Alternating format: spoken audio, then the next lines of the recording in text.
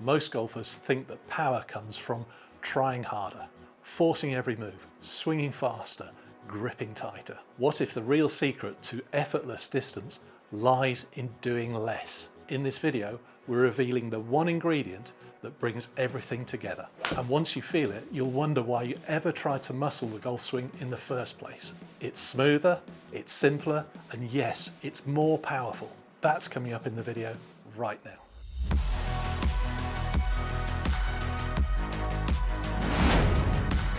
So before we reveal what the ingredient is, let's just have a look at the club itself and imagine it swinging like a pendulum. And we just take a little gentle swing there, swinging that weight backwards and forwards and building it up, and it's gathering momentum as I'm doing it. Now watch what would happen if I try to apply too much force on that as it starts down. I just lose control of it. So what would I instinctively do now to try and gain control of it again? I lock things up.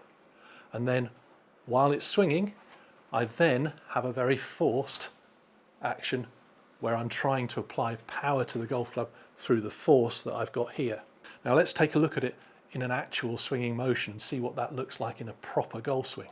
So I just stand here and do the same thing. First of all, let's get that swinging club head. So it's just swinging backwards and forwards as I was before, and you can hear a little swish there as it's coming through, and I have no force there at all at the moment.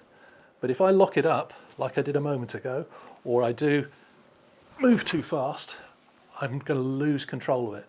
So what I'm going to do then is to kind of lock it up to keep control of it, and then I'm coordinating my body and the club head together, but I've got it all locked up. And as I've locked it up, I'm going to struggle to get power. So what do most golfers then try and do? Because it's all locked up, they try and then create power through force. And that's the thing that is completely wrong. Some golf trips are just a round with a scorecard. This is going to be something completely different. Here you'll feel the history under your feet, the spirit of the game in the air, and it will be the truest links experience you'll ever have. This July we'll be hosting 14 golfers to come and play over the course of 5 days, 4 rounds of golf at Prince's, Royal St George's and Royal Cinque Ports, some of the greatest links courses of all time. They've been played by the legends of the game over the years, by people like Gene Sarazen, Bobby Jones, Jack Nicklaus, Tiger Woods, Seve Ballesteros, fantastic players that have walked these very fairways. You'll feel the history, embrace the challenge, and play the game as it was meant to be played, where the land shapes the shot and the elements test your skill. You'll be guided by 2 easier swing coaches, helping you to unlock your best game. No big overhauls in your swing, just free and easy golf and playing in its purest form. So if you're ready for a links adventure and you want to walk in the footsteps of the legends and play golf that feels as good as it looks, just go to easiestswing.com. But act fast, there's only 14 spots available.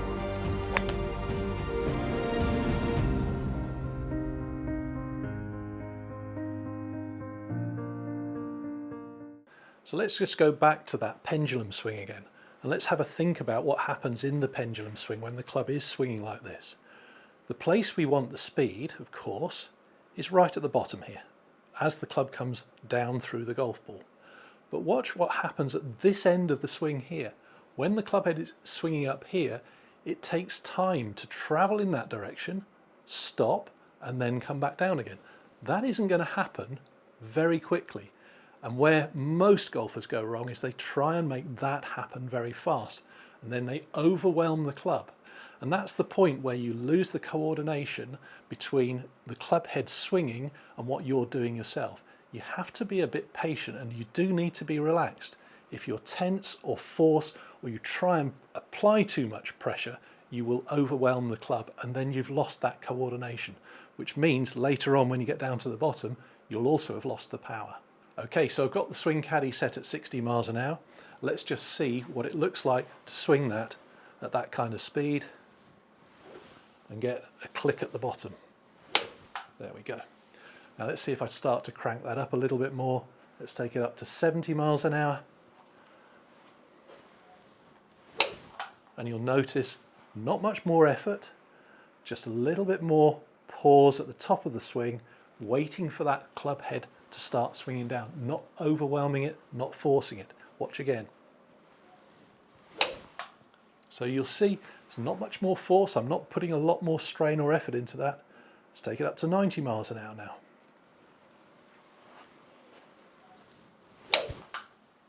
And that's really just speed without effort. That will give you lots of distance when it comes to hitting a shot. Let's take it up to 100. As you can see, the speed has increased, but the force hasn't. And I have had to wait for that golf club at the top of the swing. When I was up here, if I force that too quickly, I won't get the speed at the bottom. I know that. I know it won't click. I'll just show you. In fact, if I do it too quick at the top,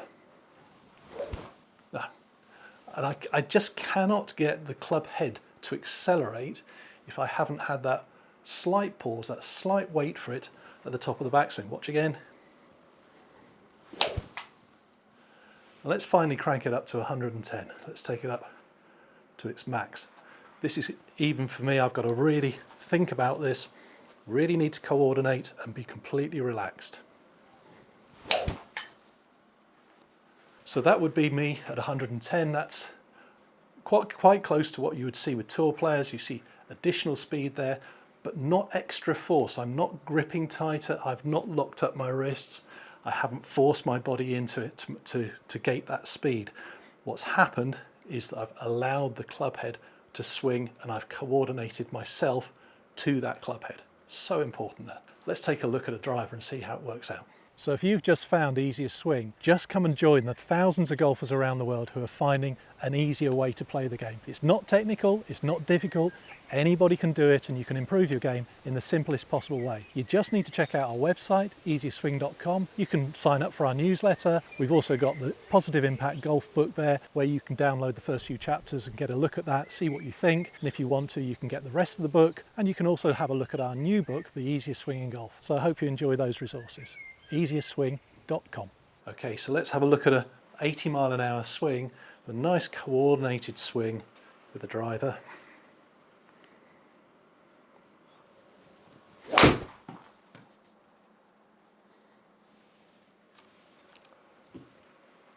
So yeah, 84 miles an hour, so not far off. Okay, so let's just take that up to 90 miles an hour. A little bit more speed, still retaining the coordination.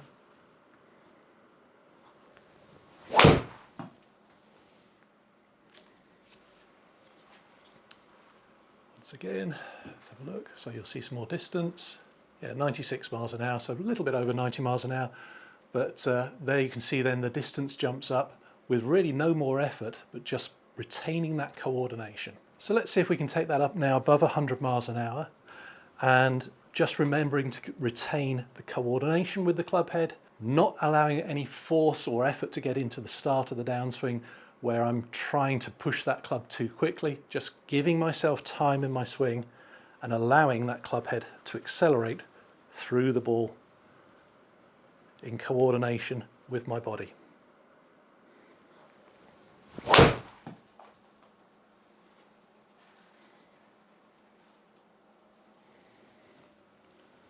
So there we can see 103 miles an hour club head speed, nicely above the 100 miles an hour, 269 yards carry, 269 yards total. But I hope what you could see there was that what I didn't do was to put additional force, additional effort, or try and force that swing back down to the ball. All I did was coordinate the club head itself with the movement of my body, so I kept the two things working in time with each other, and because of that I'm able to actually accelerate the club head through the ball with ease, without effort, nice and freely. So I hope you've enjoyed that session, and really think about developing the coordination in your swing. Start from that pendulum swing, think about the weight of the club swinging, and allowing yourself to work in time with that to develop speed and power without effort or without force. So if you'd like to get one of our swing trainers, we have two. There's the hole-in-one, which is a shorter version, as you can see, quite a bit shorter than the other one, and the other is the swing caddy.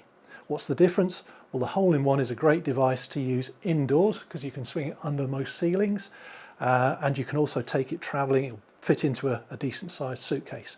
The swing caddy is better used outdoors. It has a more flexible shaft, so it's very nice in creating the feel of getting lovely and relaxed in your swing.